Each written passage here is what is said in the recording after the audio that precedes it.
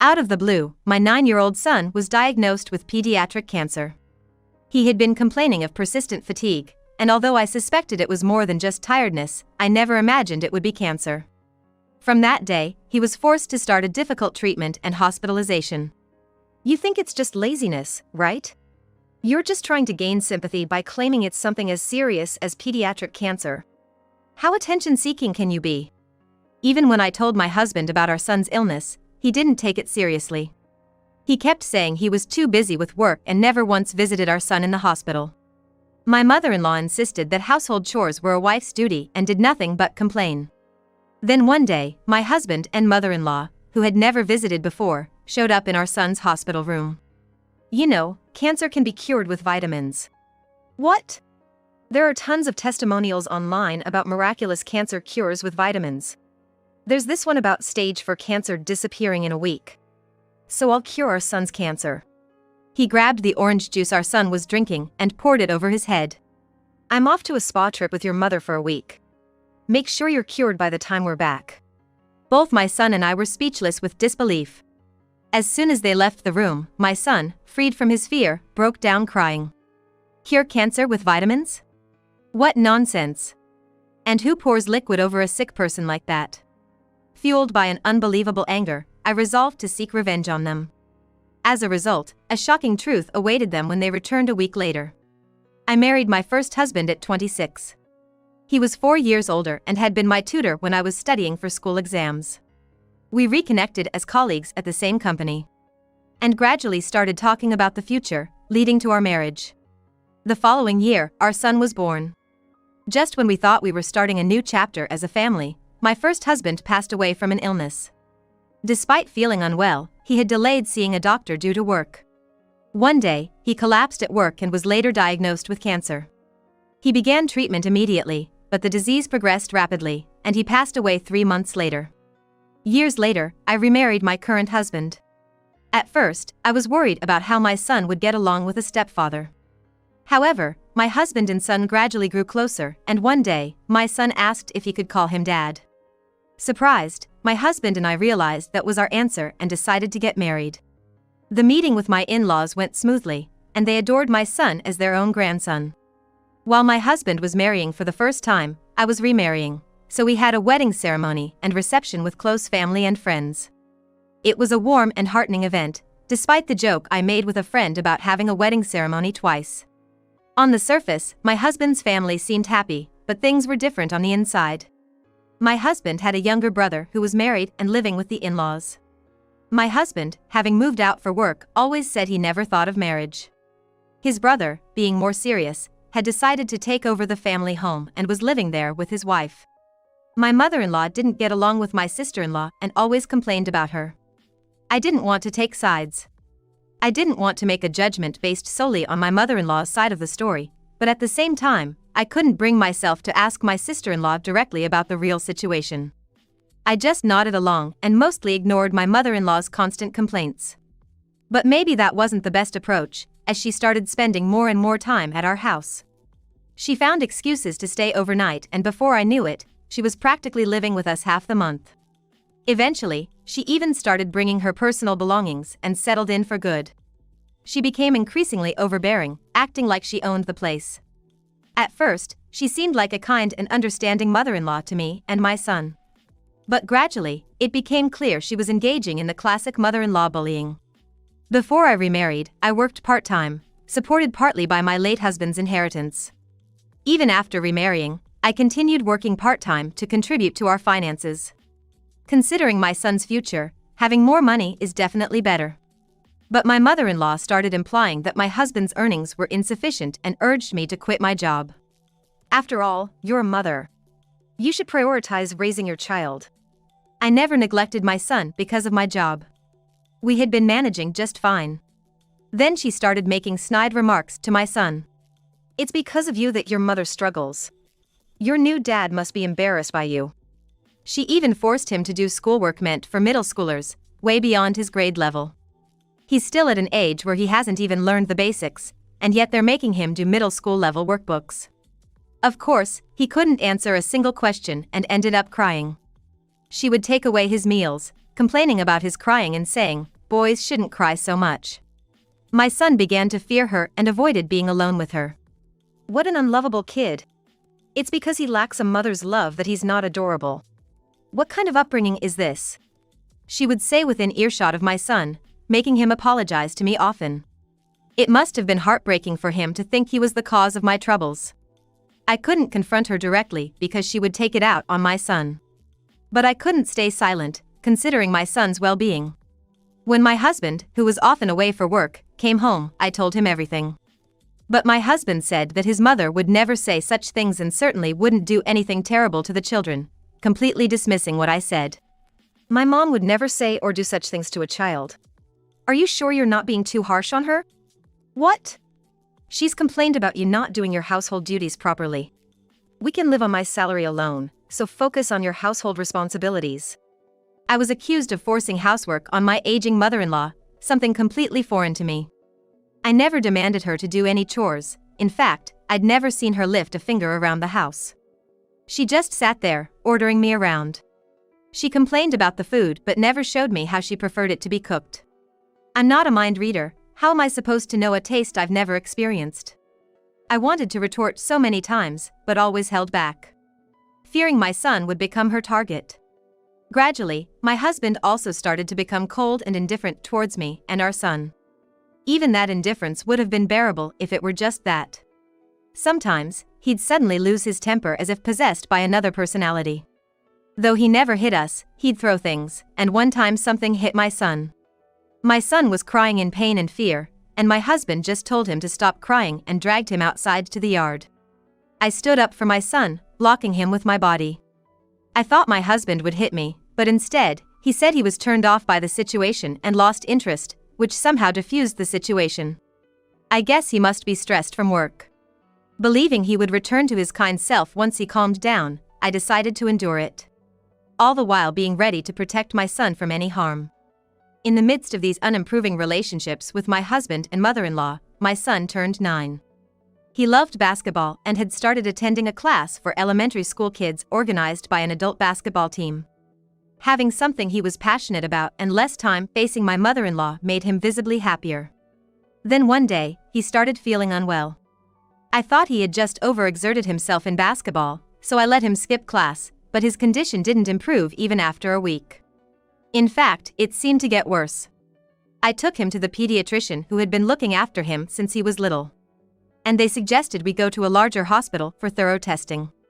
I knew nothing about big hospitals, having never been sick or injured, except when my late first husband was treated. The pediatrician, having connections, wrote us a referral.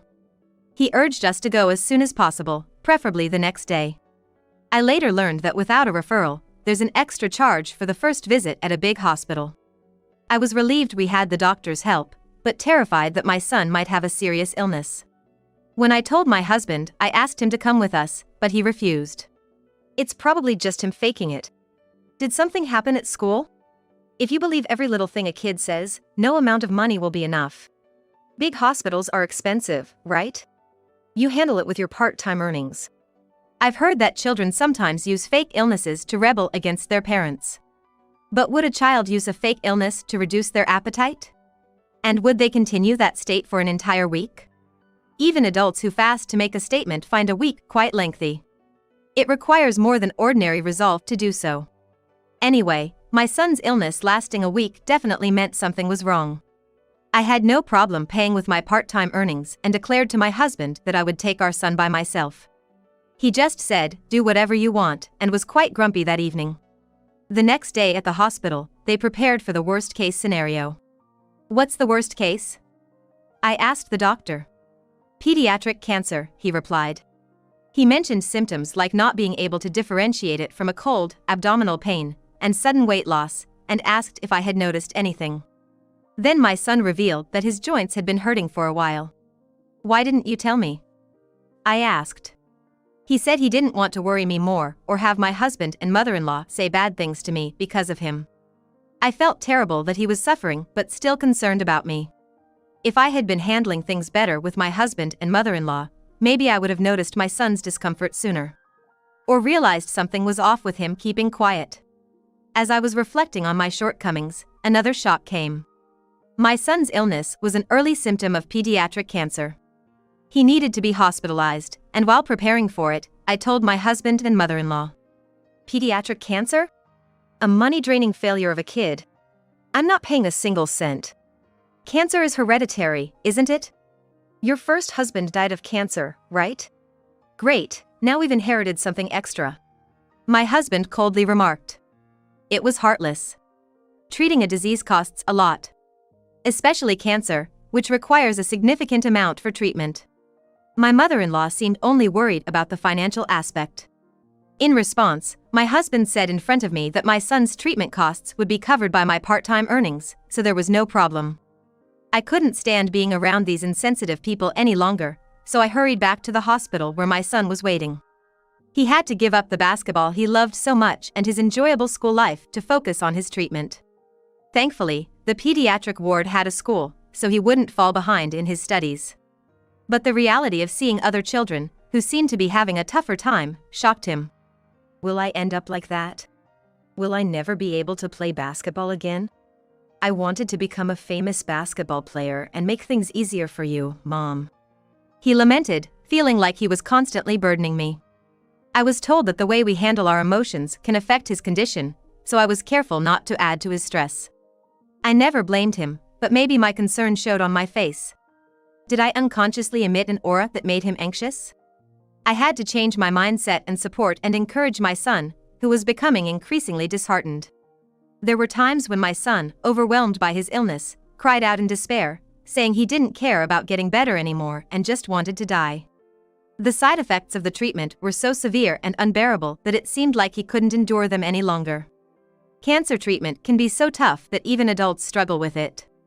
I thought I understood the difficulties of cancer treatment from my late husband's experience, but he passed away without undergoing much treatment. In reality, I only thought I knew about it, but I didn't truly understand the extent of it. It's easy to say, but it's another thing to do it. To support my son, I sought advice from those who had been through it. Thanks to being at a university hospital, I was introduced to a student who had experienced pediatric cancer.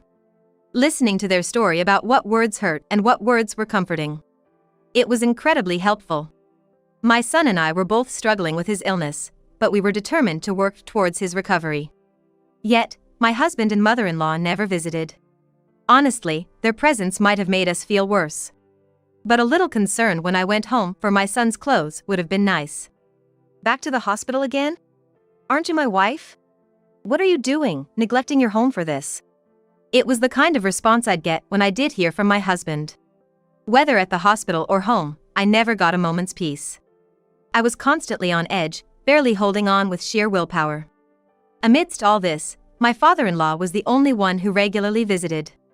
His concern for my son and me, along with his light-hearted conversations, allowed us to forget our harsh reality for a while. I couldn't be more grateful to him.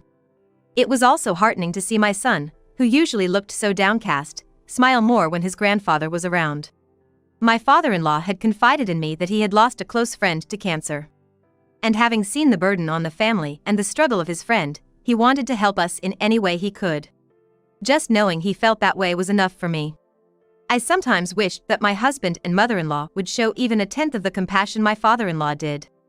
But expecting anything from them only led to deeper disappointment, so I stopped expecting anything at all.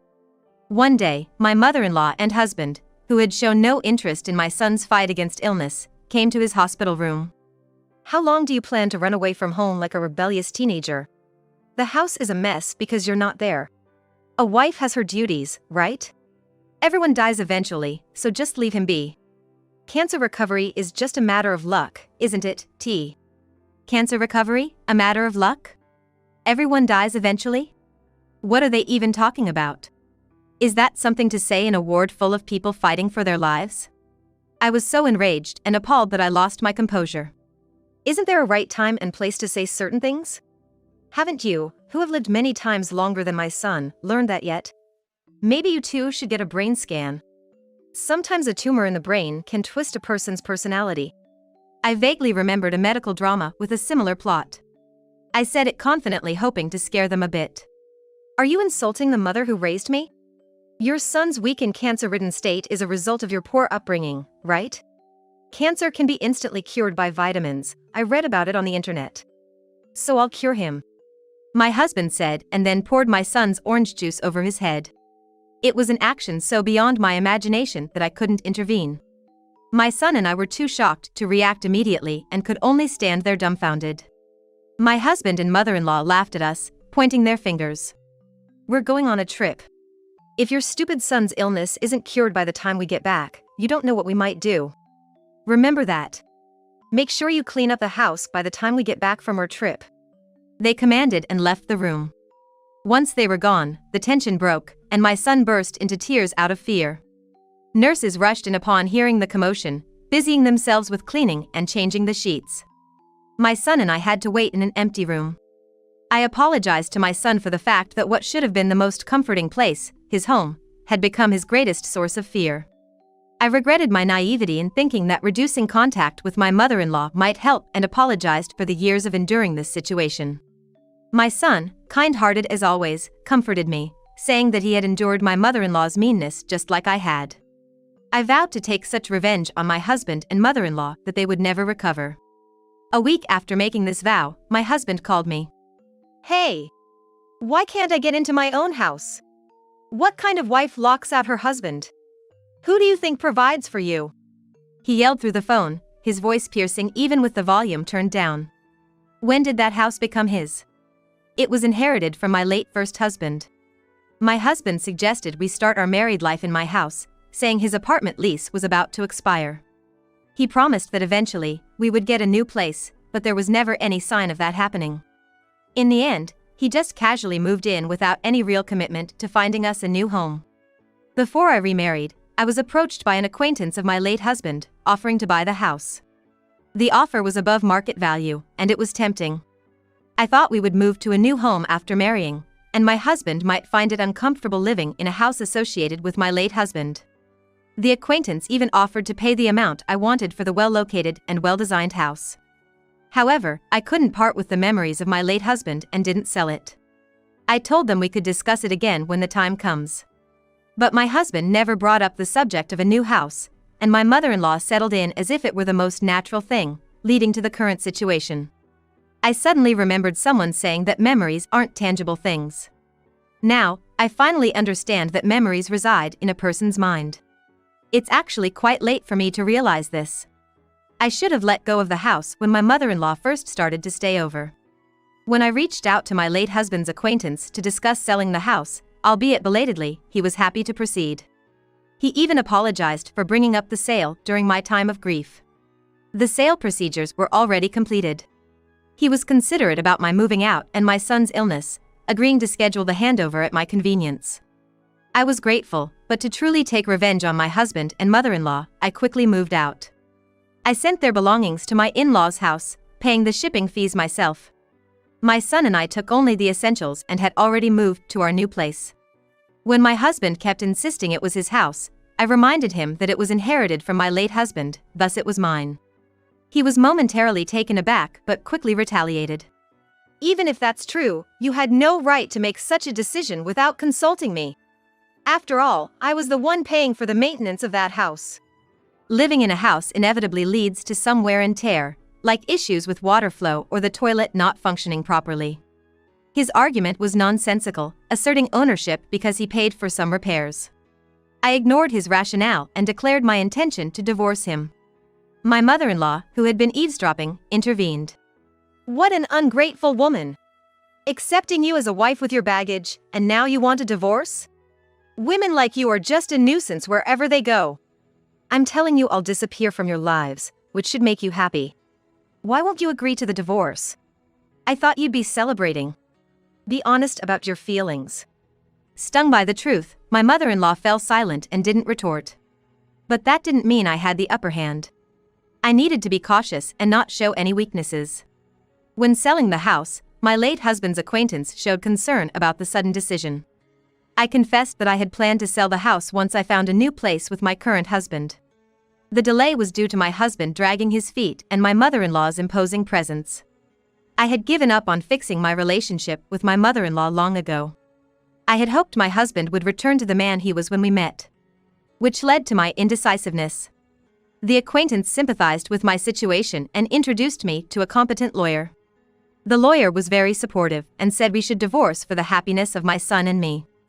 I proceeded with the divorce through the lawyer, and my husband eventually agreed to it. The reason for my late husband's acquaintance's kindness was that he was an executive in a company, and one of their clients was the company where my husband worked.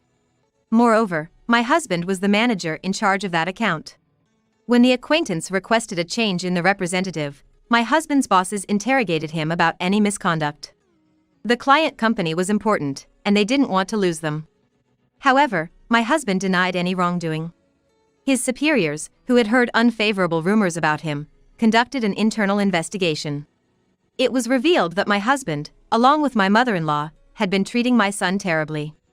Apparently, my husband had been spreading rumors among his subordinates and colleagues, saying that his stepchild was weak, stupid, and useless. My husband had been bragging to his colleagues and subordinates about how he had poured orange juice over my son's head because he supposedly had pediatric cancer. "I'm awesome for doing that," he boasted. A suspicious subordinate checked the website my husband mentioned, which turned out to be a dubious online store claiming that cancer could be cured with vitamins. Recently, the news reported that the site's operator had been arrested after many victims came forward. It was one of those organizations selling miracle water at a high price. When called in by his boss, my husband was defiant. "What does this have to do with the company? What I do to the kid doesn't affect my work." He even bragged about how he had been treating my son, claiming it was just discipline. The company pointed out that his behavior was too far removed from common decency and too risky to continue employing him in today's society, leading to his dismissal. Later, my husband heard a rumor from a former subordinate that the executive of the client company knew me. In reality, the acquaintance was a friend of my late husband, but rumors often get twisted. Panicked, my husband came to me for help, showing up at my workplace, which was nothing but a nuisance. Apparently, my late husband's acquaintance had been making things difficult for my ex-husband's reemployment. Even without the acquaintance's intervention, the reason for leaving his last job would have to be explained. Being fired usually implies a significant reason. I told my desperate husband, who had only come to me when in trouble, that he was reaping what he sowed, and sent him away. My mother-in-law returned to her marital home nonchalantly, but she no longer had a place there. When I decided to divorce my husband, I made sure to tell everything to my father-in-law, who had always been kind to my son. He was deeply hurt and outraged that even his young grandson had been targeted. Additionally, the fact that my sister-in-law had also been mistreated by her came to light, leading my father-in-law to finally lose all patience with her. When my mother-in-law returned to the house as if it were her right, my father-in-law told her they were getting a divorce. Initially reluctant, she changed her mind, thinking it better to receive alimony than to live with a disliked daughter-in-law and a disenchanted husband. However, instead of receiving alimony, she ended up being the one who had to pay it. My sister-in-law demanded compensation for the mental distress caused by her. My ex-husband, who had been staying at the house as a temporary arrangement, was also kicked out after my father-in-law discovered his cruel treatment of me and my son. My mother-in-law now lives in a cheap apartment, seemingly rotting away with my ex-husband. He struggles to find steady employment, resorting to day-to-day labor to make ends meet. My mother-in-law, having been a housewife for many years, refuses to work, leading to constant fights between the two. They blame each other, and their quarrels are so loud that they've received police warnings for noise complaints several times. In reality, both are to blame. My mother-in-law instigated the issues, and my husband was complicit by participating. Given her rotten nature, she seems likely to survive stubbornly, regardless of how low her living conditions fall. After everything was settled, my father-in-law visited my son. And I once apologized deeply for what his wife and son had done. He hoped for our future happiness and discreetly offered me some money as compensation for the trouble caused. I initially refused, but he insisted, saying he couldn't be there until my son's full recovery, so I gratefully accepted. Following the divorce, my son began to feel relieved from the fear of my mother-in-law and husband, and his mental state started stabilizing. Being able to take a positive outlook, his condition improved, as noted by his doctor. Setting goals for himself, he stopped complaining about the tough treatments. His efforts paid off, and he was granted temporary discharge from the hospital. If there are no issues, we can gradually return to normal life while continuing the treatment. Soon, his condition becomes more stable. Though there are restrictions, he can start attending school again. He might still need occasional hospitalization, but it's no longer for extended periods like before. My son is setting goals for himself, like things he wants to do and foods he wants to eat once he's discharged and after the treatment ends, all aiming towards complete recovery. The school has been understanding about his illness, and many students are genuinely kind to him, which gives me peace of mind when sending him off to school. I feel relieved and happy seeing him slowly but surely showing signs of recovery. Moving forward, I am determined to work hand in hand with my son to grasp even greater happiness.